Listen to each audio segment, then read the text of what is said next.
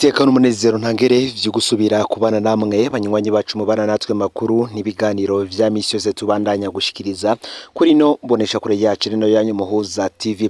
Uyu numwe tugiye kugaruka ku makuru ariko aravugwa agezwe ko muri kano kanya mu gihugu c'u Burundi, akaba ari amakuru tuzagaruka nene ko ariko aravugwa mu gateka kazi na muntu, ubutungane ndetse n'ibindi ibisata harimwo n'igisata ca politike.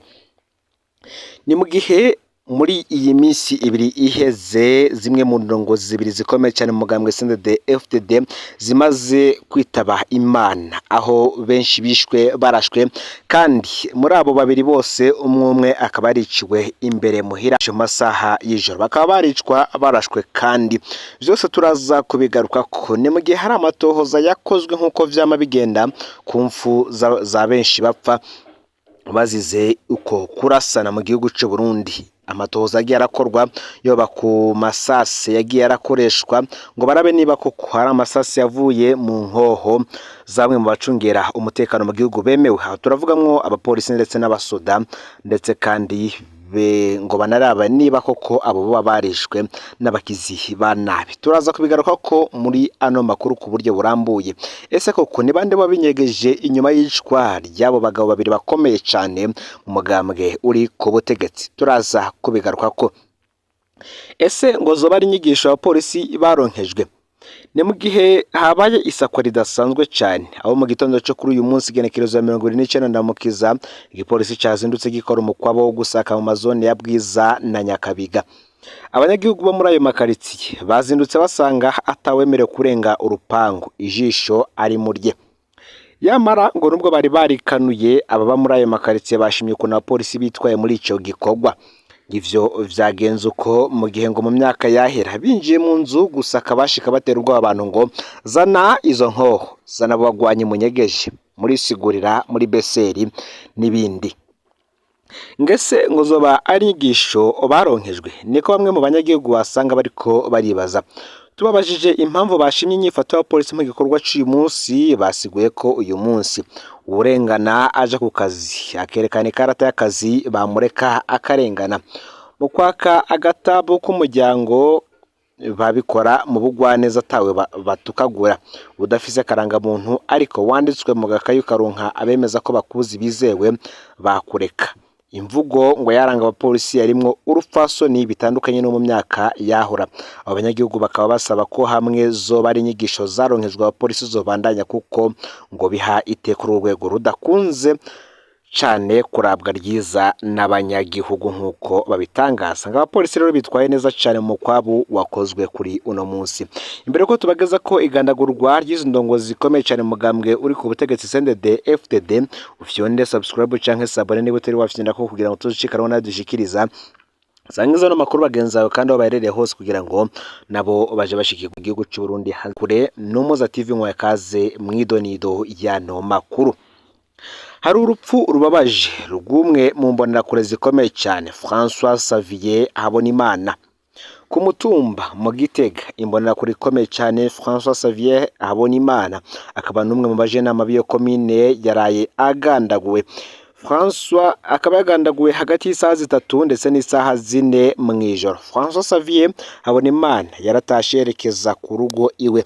Ashitse ku irembo ry'urugo rwiwe yasanze abantu bamutegeye, baca bamurasa amasasu n'inkoho bari bitwaje. François Xavier yaciye agirwa ko yitaba Imana ubwo nyene. Abagizi ba nabi ntibashoboye kumenyekana nk'uko baciye batungwa nayo bameze. Umuti none yoba yazize iki? Reka tubigaruke ko mu buryo burambuye. Amwe mu makuru adushikira yemeza ko imbonerakure François Xavier Habonimana yarayagandaguwe na bagenzi we bafashanya kurongora ngo mu mugambwe muri iyo komine. Ngo bapfa intonde zo kwitoza mu matora yimirije, kuko hagati yabo hari hamaze iminsi impari kubona ko François Xavier Habonimana ari we yashaka kuba uwa mbere kuri urwo rutonde. Batanguye gukuranamwo ngo turemeza ko yagandaguwe na bagenzi we kuko bari bamaze iminsi badahuza ku kuntu bazitoza mu matora yimirije yo mu mwaka w'2025. ngo ego turavyemeza kuko nta kindi cyari gutuma François agandagurwa, kuko ngo yabana neza n'ababanyi. Ivyo nivyo amasoko yacu yatuyagiye kuri uwo mutumba wa mu Gitega. abanyagihugu bakaba basaba ko hokorwa amatohoza kuri abo yihuta cyane kuri urwo rupfu no kuri abo bantu bari begeranye cyane bahatanira kuja kuri urwo rutonde rw'abazitoza mu matora yimirije azoba mwaka uza w'2025. Ni mu gihe mu gipolisi muri iyo komine bo bavuga ko batanguje amatoza kugira abakoze iryo bara ribishe bamenyekane bongere bahanwe. Turahojeje umuryango wabuze wagandaguwe nawe agire uburuhukiro bwiza. Si uyu wenyine kandi agandaguwe kuko n'ubundi hari amakuru yajeje kudushikira ko Gitega nanone yaraye agandaguwe ageze imbere yiwe. Uyu ni umugabo umwe afise imyaka iri hagati ya 30 na 35 yarayishwe arashwe na neza ageze imbere y'irembo ry'urugo rwiwe. Ivyo bikaba vyaraye mwijoro n'ubundi nkuko vyemezwa na Joseph Nizigimana umukuru w'umutumba mu Gitega, akavuga ko abahejeje gukora iryo bara abo babisha nabo bace biruka bakamanganira mu mashamba, akaba atanumwe arafatwa gushika ubu. Akavuga ko icatumye uyo mugabo agandagurwa nawe kitari cyamenyekana kuko ngo yarasanzwe abanye neza no mu kibano, ariko igipolisi naco ngo kikaba carishikiye habereye iryo barakumvoza amatohoza. Ikiziga ca nyakwigendera kikaba cashiye kijanwa mu buruhukiro bw'ibitaro bw'Imutaho muri indwi, kandi ngo hakaba hari ikindi kiziga catuye ku mutumba Korane muri komine Giheta mu ntara ya Gitega. Turi ku munsi wa mbere, iyo mabara yose rero akaba yaraye abaye mwijoro ryakeye. Turihanganishije imiryango yabuze ababo, kandi none tunabandanya gusaba igipolisi gukora amatohoza yimbitse ku mfu zaba abanyagihugu ziriko ziribonekeza cyane mu gihe kandi amwe makuru adushikira avuga ko benshi bariko n'ubundi barapfa ivy'amatora yimirije azomwaka w'2025. Ano makuru yacu kandi reka tuyabandanize ku bindi biriko biravugwaho. Mugina umugabo w'imyaka ishika 60 ngo nawe yishwe bunyamaswa. Uyu akaba ari Antoine Nizigimana w'imyaka 62 yarishwe mu ijoro ry'uwa gatandatu uheze. Ubugizi bwa nabi ngo bwabere ku mutumba Butaramuka muri komine ya Mugina ho mu ntara ya Cibitoke. Kubw'isoko mu ntwaro ngo abakoze ubwo bubisha ntibaramenyekana, ariko bane bikekwa barahagaritswe ku mvo z'amatohoza. Aciye umutwe ikiziga cyo yishwe cyatuwe hafi y'urugo rwiwe ku gacimbiri Mabuye. Uwo mugabo w'imyaka ishika 60 yaragandagwa aracibwa umutwe hakoreshejwe igipanga, niko bivugwa n'abanyagihugu. Ikiziga ciwe giciye umutwe twagisanze mu myumbati ku metero 500 uva ku nzu yiwe.